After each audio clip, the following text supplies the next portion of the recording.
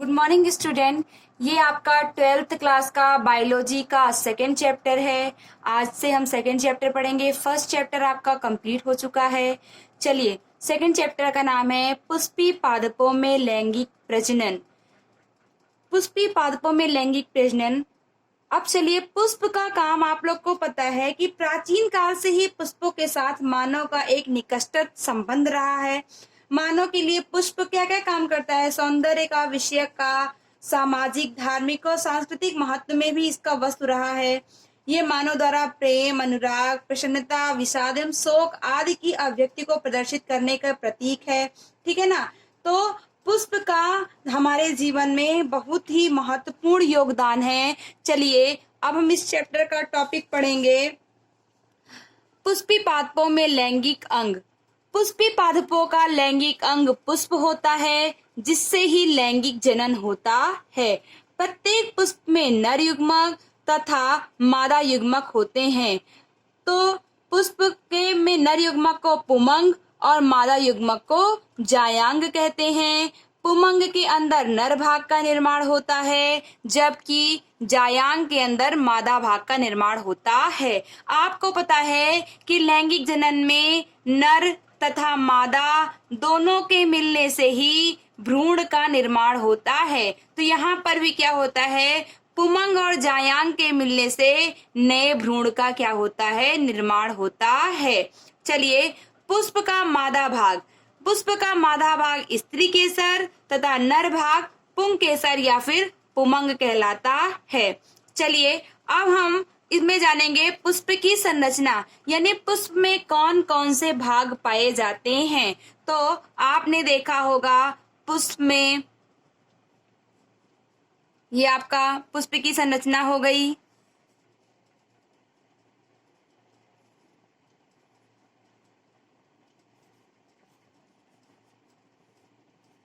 यहाँ पे आप देखिए कि ये आपके एक पुष्प की संरचना है। ये जो आपका हरे रंग का बाहर निकला हुआ पत्ती जैसी संरचना होती है पुष्प से लगी हुई, उसको बोलते हैं बाह्य दल। बाह्य दल पुंज जो पुष्प का हरा भाग होता है, जो पुष्प का रंगीन भाग होता है, यानी जो जैसे आपने गुलाब की पत्तियां देखी तो गुलाबी रंग की जो पत्तियां होती है, फिर गुड़हल का फूल देखा तो जो उसमें कलरफुल पार्ट होता है वो पुष्प का दलपुंज कहलाता है। जो यहाँ पर आपने गुड़हल का फूल देखा होगा तो उस पर लंबी सी ऐसे ही श्रृंखला निकली होती है, तंतु निकले होते हैं, वो आपके क्या होते हैं? पुमंग होते हैं। और बीच वाला भाग आपका क्या कहलाता है? जायांग कहलाता है। यानी पुष्प के मुख्यतः 4 भाग होते हैं, बाह्य दलपुंज, दलपुंज, पुमंग और जायांग। अब हम इन सब के बारे में चर्चा करेंगे। पुष्प का, ये आपके पुष्प का चित्र है। अब जो आपका पुमंग होता है, पुमंग में के 2 भाग होते हैं। ऊपर वाले भाग को परागकोश कहते हैं और नीचे वाले भाग को पुतंतु। जो ये लंबा सा पतला सा निकला है इसको क्या बोलते हैं? पुतंतु बोलते हैं। और जो आपका स्त्री केसर होता है, यानी जो आपका जायांग होता है, जायांग के 3 भाग होते हैं। जो ऐसे है, जो ऊपर वाला भाग होता है उसको वर्तिकाग्र कहते हैं। इस लंबे से पतले भाग को वर्तिका कहते हैं। और जो ये आपका बीच में दिख रहा है इसको अंडाशय कहते हैं। और इसी अंडाशय के अंदर आपके क्या होते हैं? बीजांड होते हैं। और इसी बीजांड में मादा युग्मक का निर्माण होता है। और यहाँ पर पराग कोश में पराग कण का क्या होता है? निर्माण होता है। तो जो एग सेल होते हैं वो मादा युग्मक बनाते हैं और जो पराग कण होते हैं वो नर युग्मक का निर्माण करते हैं। अब अगर हम पुष्प के अगर एक पत्ती की बात करते हैं, अगर पुष्प के एक दल की बात करते हैं, यानी जब दलों का समूह बनता है तो उसको दलपुंज यानी कोरोला बोलते हैं। लेकिन अगर एक पत्ती की बात हो रही है तो उसको क्या बोलते हैं? पीटल्स। क्या बोलते हैं उसको? पीटल्स, सिर्फ एक दल। और अगर इसी प्रकार से अगर एक हरे पत्ती के एक समूह की बात करें, हरे वाले भाग के एक समूह की बात कर रहे हैं तो उसको सिर्फ एक बाह्य दल यानी सीपल्स। और अगर पूरा समूह है तो उसको बाह्य दल पुंज कहते हैं। यानी हमने यहाँ पर क्या देखा कि पुष्प 4 चीजों से मिलकर बना होता है। पुष्प के 4 चक्र होते हैं। एक आपका बाह्य दल पुंज, एक आपका दल पुंज, एक आपका पुमंग, दूसरा आपका जायांग। इसमें पुमंग और जायांग ही लैंगिक जनन के अंग हैं। तो चलिए आगे हम देखते हैं।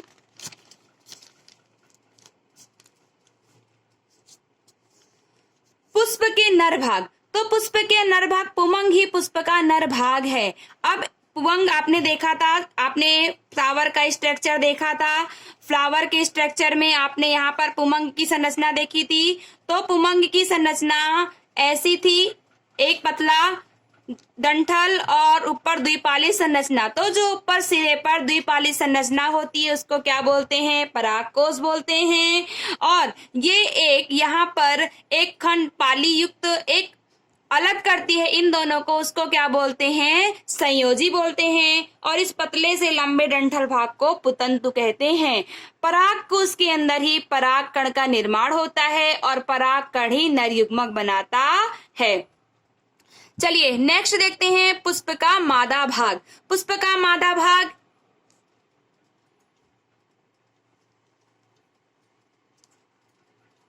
ऐसा, पुष्प का मादा भाग ऊपर वाले भाग को वर्तिकाग्र, इस भाग को वर्तिका और इस भाग को ओवरी यानी अंडाशय कहते हैं। अंडाशय के अंदर ही हमारे बीजांड होते हैं। जो आपको ऐसा स्ट्रक्चर दिख रहा है ये आपका बीजांड है। और इसी बीजांड में एग सेल होते हैं और यही एग सेल अंड कोशिका जो होती है वो मादा युग्मक का निर्माण करती है। अब पुष्पी पौधों में लैंगिक जनन किस प्रकार होता है? तो आप सभी को पता है, पहले चैप्टर में आपने पढ़ चुका है कि लैंगिक जनन क्या होता है। तो लैंगिक जनन में नर युग्मक और मादा युग्मक आपस में मिलते हैं और भ्रूण का निर्माण करते हैं। तो इसी प्रकार स्त्री केसर पुंग केसर आपस में मिलते हैं और भ्रूण बनाते हैं और भ्रूण से नए पौधे का क्या होता है? निर्माण होता है। क्योंकि जनन की प्रक्रिया क्या होती है? अपने जैसे प्रतिरूप उत्पन्न करना। तो उसी भ्रूण से नए पौधे का निर्माण हो जाता है। अब देखिए जनन की प्रक्रिया होती कैसे एक्चुअली में। जब पुष्प परिपक्व होता है तब परागकोश क्या होता है? फट जाता है। जब पुष्प आपका परागकोश जब आपका फट जाता है तो परागकोश के अंदर आपको पता है परागकण है। तो ये परागकण क्या होते हैं? बाहर की ओर क्या होते हैं? मुक्त हो जाते हैं। और परागकण बहुत हल्के होते हैं जिस कारण वो हवा या कीटों द्वारा या फिर मनुष्यों द्वारा कृत्रिम पद्धतियों द्वारा या फिर नेचुरल द्वारा वो उड़कर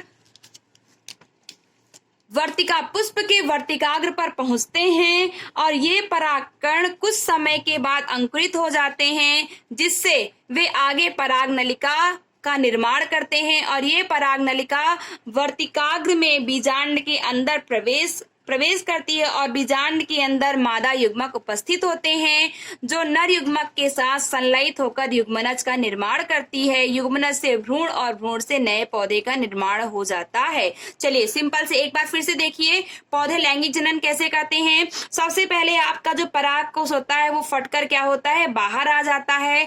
ये परागकोश क्या होता है? वर्तिकाग्र पर आता है। ये परागकण वर्तिकाग्र पर आता है। वर्तिकाग्र आपका क्या है? मादा युग्मक है। वर्तिकाग्र पर जब आता है ये परागकण तो ये परागकण अंकुरित होकर पराग नलिका का निर्माण करता है और ये पराग नलिका जो बनती है ये बीजांड में जाती है। बीजांड के अंदर आपको पता है मादा युग्मक उपस्थित है और ये आपका क्या है? नर युग्मक। तो ये परागकण इससे कहां पर आते हैं? मादा युग्मक के पास आ जाते हैं। नर युग्मक मादा युग्मक आपस में मिल जाते हैं और युग्मनज यानी भ्रूण का निर्माण करते हैं और इसी भ्रूण से नए पौधे का निर्माण हो जाता है। इसी प्रकार से लैंगिक जनन की प्रक्रिया होती है। चलिए अब अगला टॉपिक है आपका पुंकेसर, लघु बीजाणुधानी तथा परागकण। आप सभी को पता है कि पुंकेसर यानी पूरा ये भाग आपका क्या है? पुंकेसर। पुंकेसर यानी आपका नर भाग यानी आपका नर युग्मक। पुंकेसर दो भागों से मिलकर बना होता है, अभी मैंने पहले ही बताया है। पुतंतु और परागकोश, इसी परागकोश में परागकण रहते हैं। अब आपका परागकोश की संरचना चलिए पहले हम देखते हैं। तो परागकोश आपकी द्विपाली संरचना होती है और ठीक है ना। और चलिए अब पुंकेसर के बारे में हम पूरा पढ़ते हैं। तो पुंकेसर के दो भाग होते हैं जो आपको दिख रहे हैं। इसमें लंबा और पतला डंठल होता है जिसको तंतु कहते हैं। अंतिम सिरा द्विपालिक संरचना यानी जो इसका अंतिम सिरा है वो द्विपालिक संरचना होती है जिसको क्या बोलते हैं? परागकोश कहते हैं। तंतु को छोर पर पुष्पासन या पुष्पदल से जुड़ा होता है। ये जो आपका होता है, ये आपका पुष्पासन होता है। ये तंतु क्या होता है, इसी पुष्प में पुष्पासन यानी पुष्प का ये भाग जहां पर ये लगा होता है, यहीं से क्या होता है, आपका तंतु जुड़ा होता है।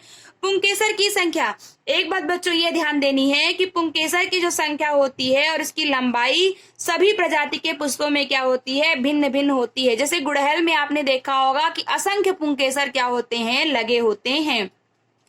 आवृत्तिबीजी परागकोश द्विपालित होते हैं। ये देखिए द्विपालित हैं। प्रत्येक पाली में 2 कोष्ठ होते हैं, यानी इसमें भी एक कोष्ठ में 2 कोष्ठ होते हैं, यानी इस प्रकार। और ये एक अनुलंब खांच द्वारा एक दूसरे से, देख लीजिए, एक अनुलंब खांच द्वारा एक दूसरे से क्या होते हैं, अलग होते हैं। प्रत्येक पाली में 2 कोष्ठ होते हैं और एक अनुलंब खांच द्वारा एक दूसरे से क्या होते हैं, अलग होते हैं।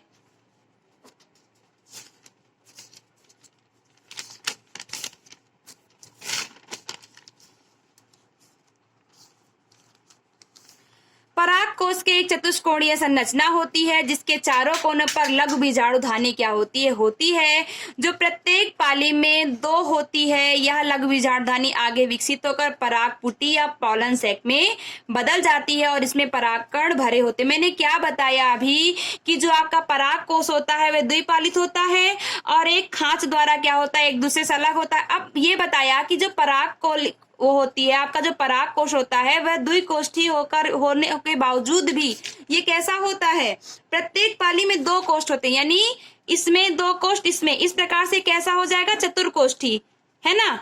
2 कोष इसमें, 2 कोष इसमें, और जो प्रत्येक कोना होता है उस पर क्या होता है, लघु बीजाणुधानी क्या होती है, उपस्थित होती है। आपकी क्या है, लघु बीजाणुधानी, और इसी में क्या होते हैं, परागकण क्या होते हैं, भरे हुए होते हैं। और ये अपने चारों ओर एक संरचना बना लेती हैं। ये जो संरचना है लघु बीजाणुधानी है, इसी को परागपुटी या पॉलन सेक्स भी कहते हैं और इसी के अंदर क्या होते हैं, परागकण भरे होते हैं। इस प्रकार से आप देखिए कि एक परागकण के अंदर चतुष्क संरचना किस प्रकार बन रही है। 2 पाली है, ये प्रत्येक पाली में 2 कोष्ठ हैं, ठीक है ना।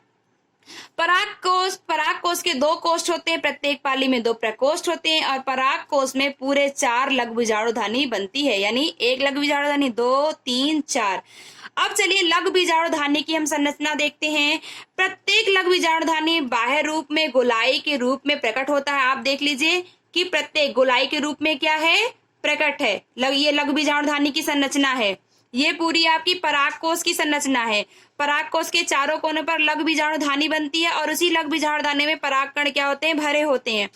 इसमें 4 भित्तियां पाई जाती हैं। अब जो ये परागकोश की आप लघु बीजाणुधानी की बात देख रहे हैं, तो ये जो लघु बीजाणुधानी आप एक सिंपल सी गोलाई देख रहे हैं, इनमें ये क्या होती है, 4 भित्तियों की क्या होती हैं, बनी होती हैं। बाह्य त्वचा, फिर एंडोथेशियम, मध्य परत तथा टेपिटम बाहर की ओर और 3 परतें संरक्षण का कार्य करती हैं तथा परागकोश के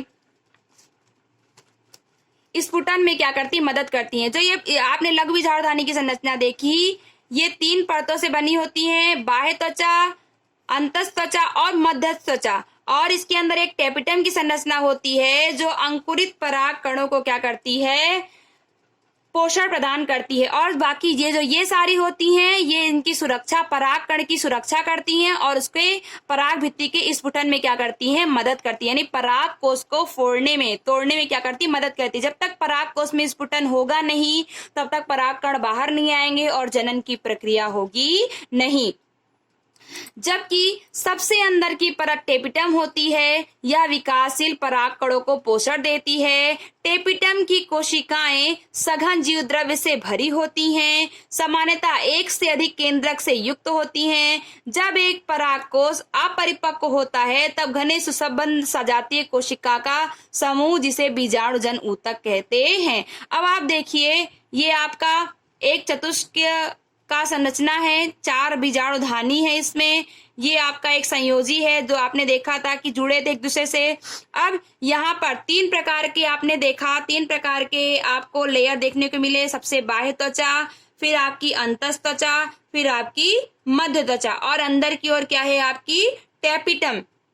एक बात ये ध्यान रखनी है, ये तीनों क्या करती है, बाह्य सुरक्षा और पराग कोष को स्फुटन में क्या मदद करती हैं। जबकि जो टेपिटम होती है, जो अंदर की ओर होती है टेपिटम आपकी, वो पराग कण को क्या करती है, पोषण प्रदान करती है।